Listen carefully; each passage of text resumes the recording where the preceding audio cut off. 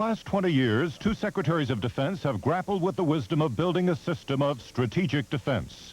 Robert McNamara concluded the country would be better off without it. CASPAR Weinberger has enthusiastically embraced the concept. Mr. Secretary, when the President made his proposal in March of 1983 to set up a strategic defense, he said that he would like to make nuclear weapons impotent and obsolete. Yes. Which suggests at least two things rather strongly. One, that such a system could be made perfect, and that such a system would be made for the protection of American civilians. Do you think there could be a perfect system? Yes, I think so. We have a lot of work to do, and we don't know the answer to that. The important thing is that we do the work to see if we can develop a thoroughly reliable defense against incoming Soviet missiles. It would be a non-nuclear defense. That is, that we would be blowing up Soviet nuclear missiles by non-nuclear means. And I think that on the basis of what we've seen so far, and on the basis of our enormous inventive and productive genius, there's no reason why we couldn't do this. And if we could, as the President has said, it would remove the shadow of these weapons that's hung over the earth ever since they were first developed. But many of the scientists we've talked to so far say that at best, in the most idealistic formula, you're not going to get anything better than 80% effectiveness. But many of the scientists said a few years ago that we couldn't ever reach the moon. And many scientists said that you couldn't possibly put a missile in one continent and hit a target in another continent. And many scientists have said a great many things that have been proven to be wrong once the work has been done. No, I don't have any reason now for saying that we cannot do it. Mr. McNamara, you're the author of that policy of deterrence we've lived with now for at least 20 years and even longer. You've been quoted as saying of the President's Strategic Defense Initiative, pie in the sky. Still think so? Well, let me first repeat what you have said, and I think the Secretary has said, that the President's objective and the Secretary's objective is a perfect defense, which will permit, then, the elimination of offensive nuclear weapons. Mr. Secretary said that on, I think, Meet the Press, and has said it in print. And I think it's a very clear and precisely stated objective. And I want to stress that I have as much faith in American scientists as I think he has. I don't have as much faith as perhaps he has in the Soviets. I believe that the Soviets will react. I'm certain they'll react. They'll react as we would. They'll react as we said we would in 1967 when Kosygin was putting forward an anti-ballistic missile system. We said, in order to assure that we can prevent you from striking us, we'll offset that. We'll offset it with offensive weapons. That's exactly what they will do. So react meaning they'll do the same thing? They will not do the same thing, although I think they will also accelerate their ballistic missile defense program. They will react to our efforts to create a perfect defense by ensuring we don't, because they think that will be contrary to their interests.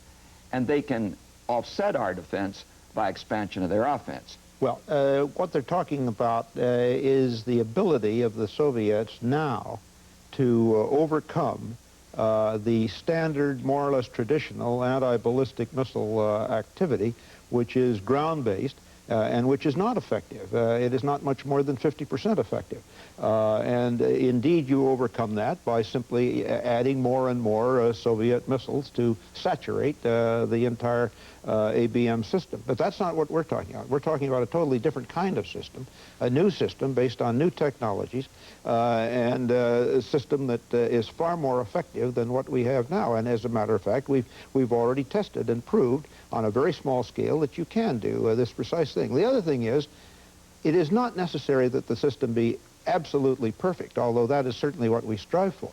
The deterrent effect, the effect of letting the Soviets know that the great bulk of their weapons cannot get through, and that therefore they cannot stamp out our retaliatory capability, is also a very powerful deterrent. And it does tend to remove the shadow of these weapons and make them obsolete. And that is the thing that we're working towards. Finally, we have to bear in mind that this is not an option that we have, whether we do this or not. The Soviets are working on it very hard, have been since 1967. And if they should get it first, then this would be a far more perilous world than it is now. This system is going to be very, very costly, financially, politically, militarily. It is not going to be perfect. It is not going to achieve the President's objective, the Secretary's objective, of eliminating offensive nuclear weapons. And the President, in that same speech you quoted a moment ago, made another remark that is very perceptive, in my opinion. He said, Of course, if the Soviets see us maintaining offensive forces and building a defense, they will consider it aggressive. That's exactly what they'll think, and that's the way they'll react.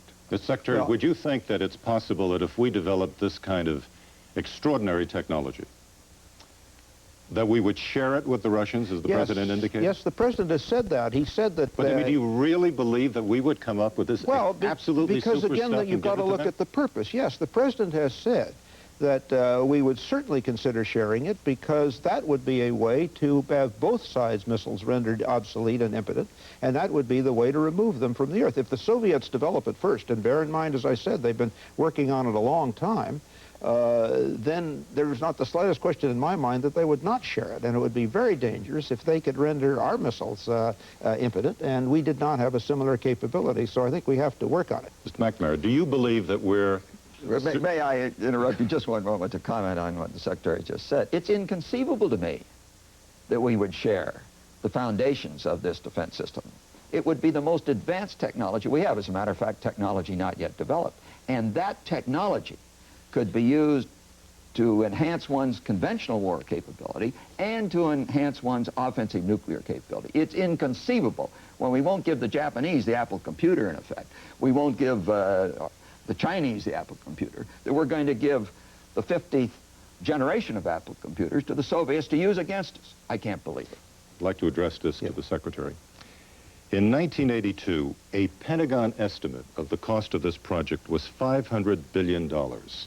A DOD official, Dr. Cooper, on April 25th of this year, said the cost could go as high, and I'm quoting, as $1 trillion. Fine. Where are we going to get the money from? These are not estimates. These are just guesses that people are making in response to congressional inquiries, because you can't make an estimate when you don't know the dimensions of what you're talking about. None of these people, who are very fine people, are able to say that anything is going to cost so much unless they know what it is. But do you have a sense of what it will cost? Well, we have research estimates as to what it will cost. I know this. It will not be anything like the cost of the offensive systems that we are building that we hope to render obsolete. But the testimony before the Congress that you referred to is that the cost will range between $500 billion and $1 trillion. I believe that's correct for two reasons. DeLauer, who is in charge of the research and engineering in the Pentagon, the undersecretary, stated the development is equivalent to developing 8 Manhattan projects. And he said, to use his exact words, the cost will be staggering. Mr. Secretary, let me ask you this question. It's rather important and central one. We have an anti-ballistic missile treaty, we and the Soviets, signed 1972. There are certain specific things that treaty says. Yes. Can we continue to build the strategic defense system and have it work in the manner that I think you and the President have in mind, without, in fact, violating? You'll have to dump the ABM or renegotiate. We haven't, at this point, even reached that stage, because we are doing what is permitted, which is the research work that is designed to determine whether or not a thoroughly reliable system can be developed. If it can be, we will have to go beyond the ABM treaty renegotiate it. And renegotiate it. Or dump it. Well, we would have to face at that point this question.